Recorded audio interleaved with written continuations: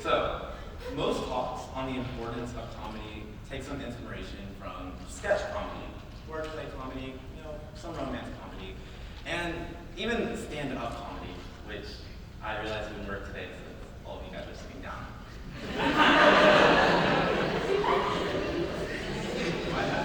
Talk about the icebreaker, guys.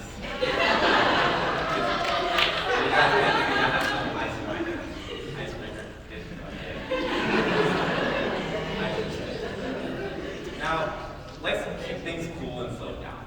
There are so many current events, so many languages, so many personalities that make up our big blue dot. And while many people consider food, English, maybe even Mr. Silverman as a universal thing that holds everyone,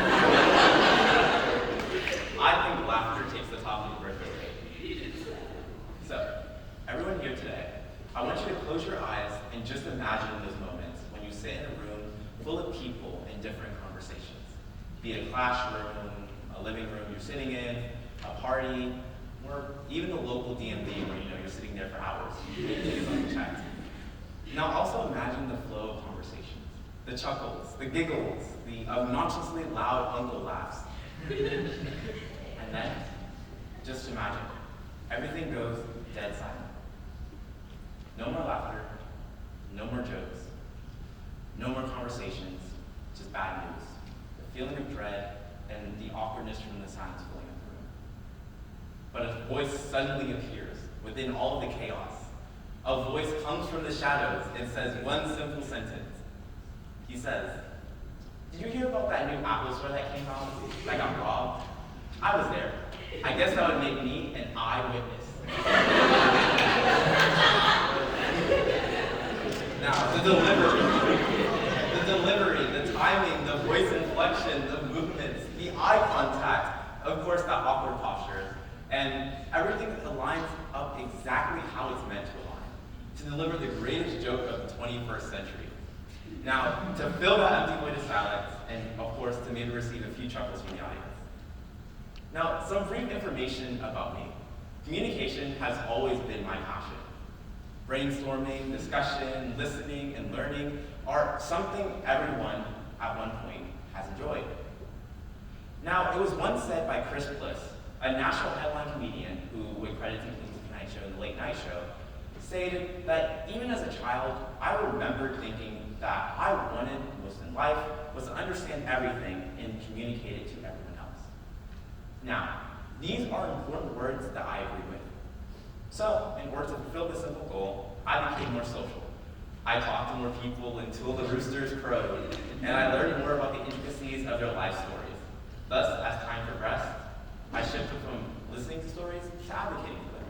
I became known as the debater, the speaker, the innovator, and many other titles that I would still learn to cherish and hopefully fulfill. There's still some time left. But with the cultivation of time, friendships, conversations, those fancy dinner with all the fancy cutlery, and bread, where every time I see them I say under my breath, and the other one bites the crust. I finally got it. I got that new personal truth all to my own. And if I was to ever communicate well with others the ideas that I was gaining, I'd better find a different way of going about it. And that's when I discovered that comedy has, in the secrets of using its signs and signals, can act as that new form of communication, and can also act as a type of suppressed admiration. Now there's some proof. Listen to me, hear me out. As we've already established, jokes come in many different shapes and sizes. Thus, we like the ones that are appropriate for best to maximize the funny of a situation.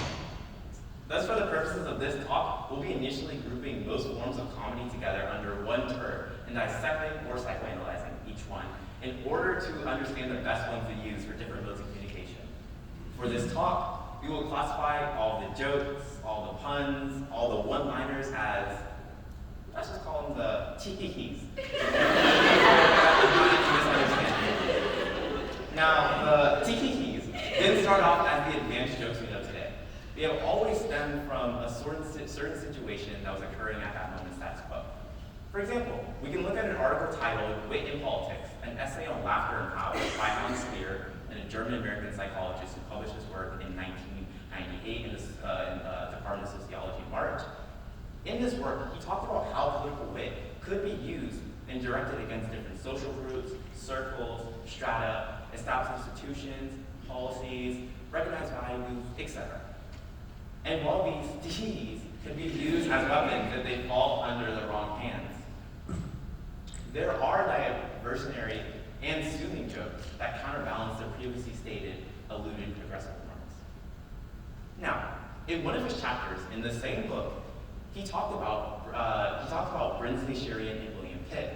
And in both these examples, Sheridan, an opponent of Pitt, was one of the wittiest politicians in the history of England. For his weapon of choice, he used the tee-hee-hees in a way that he could obliterate the memory of whatever opposed his opinions. He stated, "I set an argument quickly before them, and nothing stood in my way." Now, honestly, in my opinion, if nothing stood in his way, then it's probably because nobody can stand the bad jokes.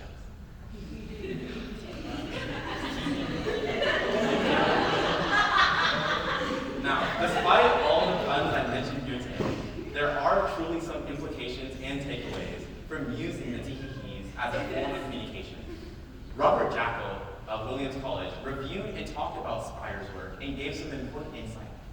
He stated that just as political wit can be directed towards political goals in a playful, melancholy, or cynical way, so is the case of general non-political jokes that we often see.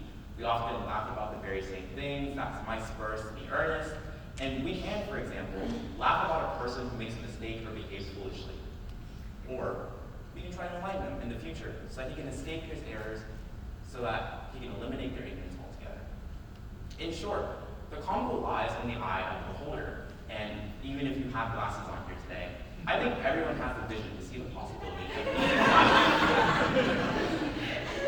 Now, even as we shift to a more practical manner, we see that laughter offers numerous signs and symbols of education that students can use to learn numerous concepts.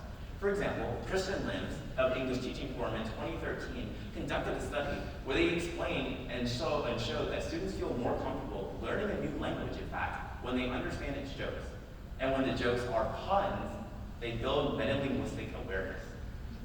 Now, the study and article that follows it describes 4 categories of English puns. They talk about the sound-alike puns, the look-alike puns, the close-sounding puns, and the texting puns, which I know most of you guys use today. And now, they also explain how they can be incorporated into the English language classroom. In fact, Professor Pollock in 2011 explained and wrote their own article explaining that puns are a special form of humor based on double meanings. Now, speaking of puns, puns are sometimes nicknamed the lowest form of humor, but in fact, the language and knowledge needed to understand a pun is very sophisticated. This is due to puns demanding considerable language agility, since they require the processing of sounds and the meaning of words more than once, usually twice. And to be honest with you, puns are a workout. Language agility is very moving. Now we go into some more. Now, one last powerful attribute of laughter is what some people may call the verbal magic trick. Hear me out on this. This one's tough, because in order to be good at this, you have to really focus on your craft. Now, these types of comedy are centered around the art of misdirection, as they cause mental delight for the audience. In fact, Mashiko Oshiki, in her book titled Healthy Aging, talked about how this form of laughter could be the best therapy for happiness and healthy life expectancy. Now, most people are seduced into a different way of looking at something because the endorphins have brought down their defenses. In fact, Chris Bliss explained in the concept best as he talked about how these forms of the tee-hee-hees can cause a fight or flight response. The fight or flight response releases adrenaline, which throws our walls up sky high. And in fact, when the comedy comes along, dealing with a lot of the same areas where defenses are strongest, that being race, religion, politics, or even sexuality, we see that only by approaching them through a humor-based lens instead of adrenaline, we get endorphins, and the alchemy of laughter turns our walls into windows, revealing a fresh and unexpected point of view. This, with the economy of language, can be used in some creative ways. For instance, we can look at a joke. The joke goes like this. A teacher asks her students to use the words beans in a sentence. "My father grows beans," said one student. "My mother cooks beans," said a boy. And the third student spoke up. "We are all human beings." Now, I thank you for laughing, because the reaction from this joke actually shows the interesting social behavior of this talk. In fact, you're 30 times more likely to laugh with someone else than if you're on your own. And frequently, this means your laughter happens when you're in conversation, because that tends to be what happens when you're with other people. Laughter, whether it was from my amazing jokes, or the awkwardness from the crowd, or even just pity for me, we can see that laughter is contagious. Now, whether it's some or many instances, we are still currently not laughing at jokes and humor with punchlines necessarily. In fact, we're laughing to show a form of agreement. We're laughing to show that we agree and we see where someone's coming from. In fact, we share that experience. We laugh much more with people we know and feel comfortable around. We laugh. We don't laugh, rather, if we're feeling exposed or if we're feeling awkward. It's when we're comfortable, when we can relax, and when we're with people familiar to us, people we like, people who we share an affliction, we can laugh even more. Now, all of this leads us back to perhaps a more important aspect of the tee-hee-hees. They are an important social skill that we learn to do.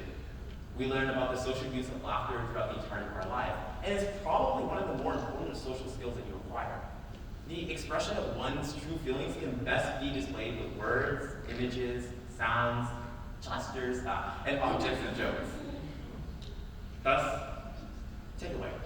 The next time you wake up in the morning, I know most of you will go and get your morning coffee. Be sure to look at the nearest person to you and ask them, what beverage do sick people have in the morning? And if they ask you that magical word, being what, just tell them the answer is coffee.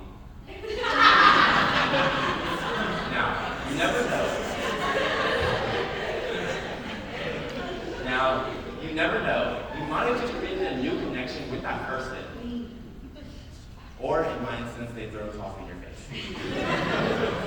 All of this makes sense, since coffee usually makes people more confident. Okay. Thank you, everyone, and I hope I communicated my message effectively as your pun master. Some people call me the pun ring to rule them all. The